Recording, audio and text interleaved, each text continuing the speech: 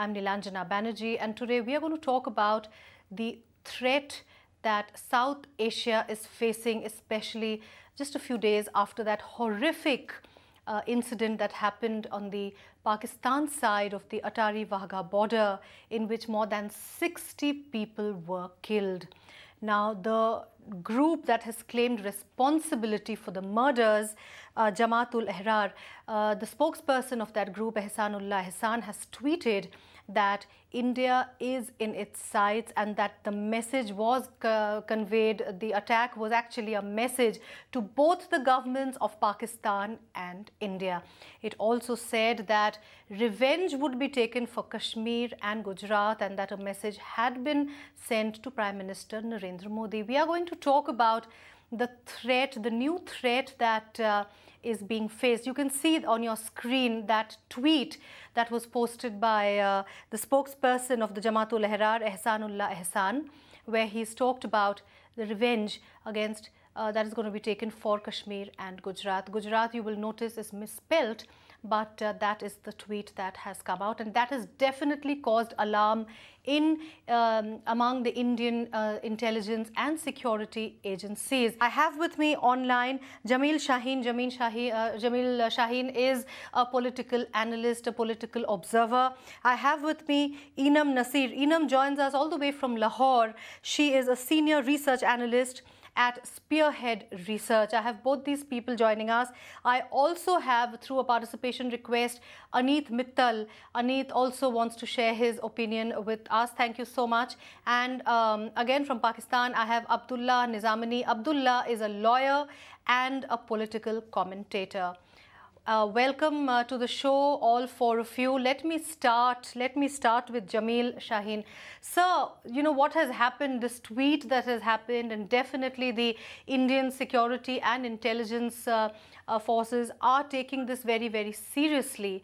How real is this threat? How, I mean, should India be bracing itself for a terror attack really soon? The question is, you have to learn by the past.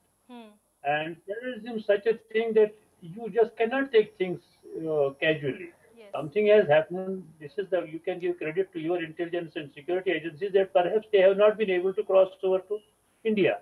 But as they have openly said it, that the target was India. Yes. So you have to be alert and your vigil has to be very high. And as you have rightly put it, the whole of the South Asia is under threat. So I will suggest that all the countries involved should cooperate with each other, because ultimately innocent lives are being taken, and we may call it senseless or whatever it is, but a lot of violence is taking place and innocent people, targets are the innocent people. And terrorism is all about making news. Absolutely. The question is, terrorists, they are not able to occupy a territory, they cannot control a territory. Their only aim is to make news. And unfortunately or fortunately, media is always obliging them. So they only have to create a news. And that news is created when innocents are being killed. Enam Nasir, as I said, is a senior research analyst at Spearhead Research and joins us from Lahore. Enam, welcome to India Post Live. It's a pleasure having you. So tell us, you know, both India and Pakistan have been victims of terror attacks. There is a lot of political rhetoric that goes on when we talk of the K word. The K word has been internationalized at several forums, especially in the United States General Assembly. Once again, your Prime Minister brought it up. Once again, the word, the Kashmir issue has been brought to the fore. However, no one can deny that both your country and mine are victims of terror. Now, with this blast, where do you see the situation really placed? The Tehreek, you know, the TTP, Tehreek-e-Taliban Pakistan, this is after all a splinter group of that. So, and you know, the fact that perhaps Pakistani intelligence had some inkling that there would be an attack. So can you just sum up the entire situation for that as you see it, Enam? The thing about terrorism is that obviously it's a great threat. Yeah. It stands in the way of progress. It takes the attention away from issues that are of greater concern. Yes. Issues that we, you know, should be focusing on instead. And as fellow commentator just said, that you give them media footage and you oblige them, and that is how they go all prima donna on you. So with the entire episode at Wagah, obviously it brings us great sadness. It's during the month of Muharram. Yes. Obviously we're all in mourning, and it's a great issue. Pakistan-India relations, because obviously you see it happening at Wagah border, which is symbolic. The timing is symbolic. Just at the end of the flag lowering ceremony. What does that indicate really? Actually, that is the time when most of the people are there to watch that ceremony. Yeah.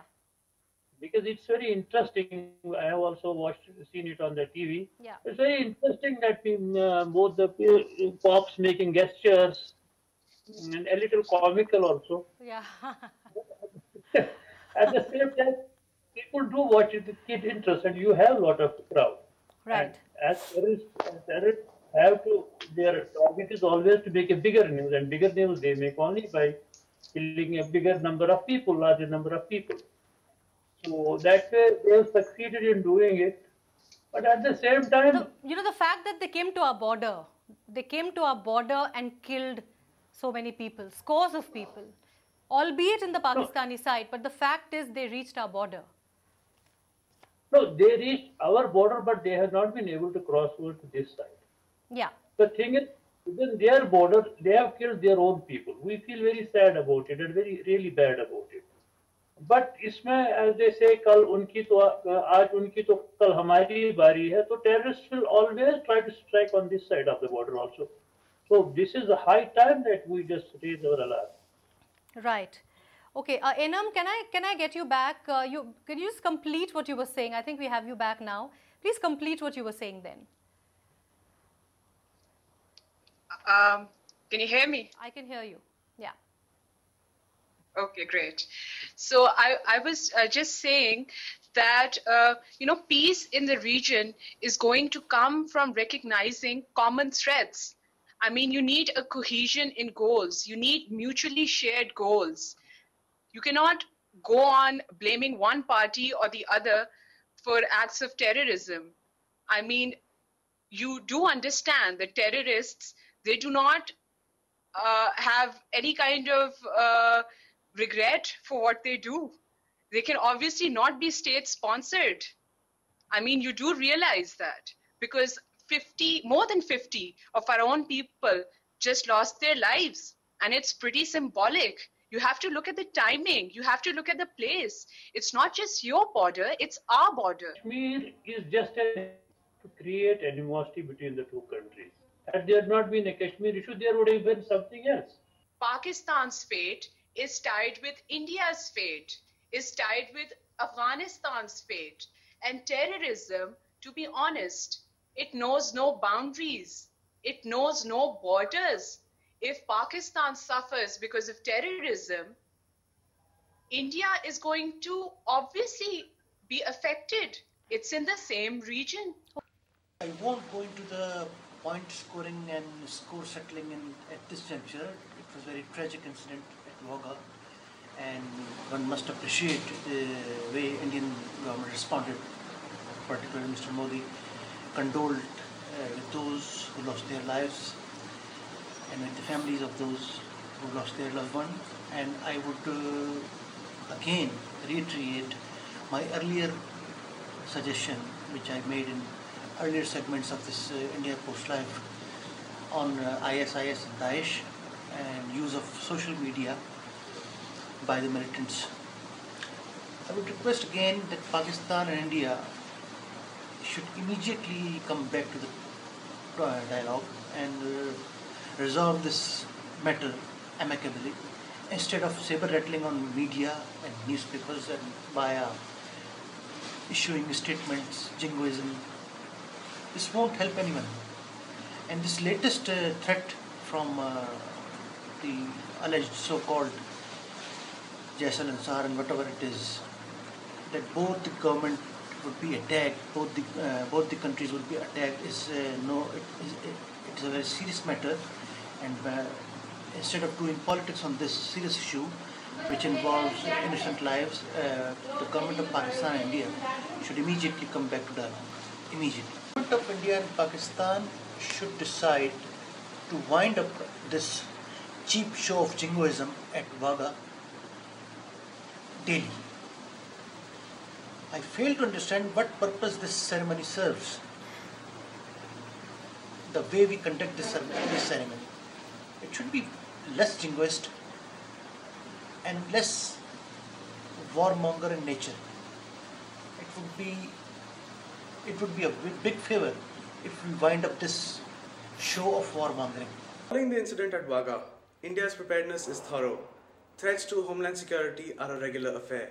Therefore, we need to have continuous intelligence inputs with real-time surveillance in known hotspots, while early warnings are verified and planned for. Border security is already on stand too in these areas. There is public and political support, so the likelihood of manufacturing fear or threat to internal security in India is diminished. Terror outfits and their handlers must understand that they need to change their ways with the times. Negotiation cannot happen at gunpoint, while dialogue is the only solution. India is not afraid, and we will not come across with our tail between our legs.